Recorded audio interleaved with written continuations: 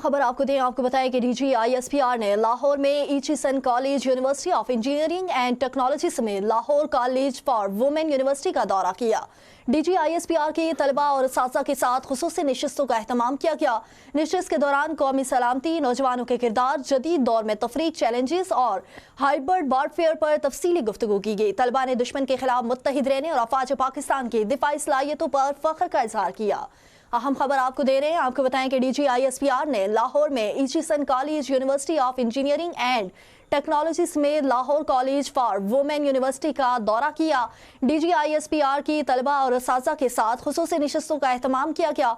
नशिस्त के दौरान कौमी सलामती, नौजवानों के किरदार, जदीद दौर में तफरीक, चैलेंजेस और हाइब्रिड वारफेयर पर तफसीली गुफ्तगू की गई। तलबा ने दुश्मन के खिलाफ मुत्तहिद रहने और अफवाज पाकिस्तान की दिफाई सलाहियतों पर फख्र का इजहार किया। हमारे बहुत करीब है। अगर कभी आपको ज़रूरत पड़े तो मैं अपने स्टूडेंट्स के साथ हाथ पे आपके साथ। अल्लाह ताला ने हमें एक नेमत दी है। एक फौजी, उनका माइंडसेट बहुत डिफरेंट है हमारे से। शहादत उनकी ख्वाहिश, अल्लाह ताला उनको गाजी बनाए हमेशा, चाहे वो टेररिज्म के खिलाफ है, चाहे वो सरहदों पे है। Overall, it was a very engaging session. General Sahab was very patient and he could tell everything with facts and figures. We have very interactive session with him.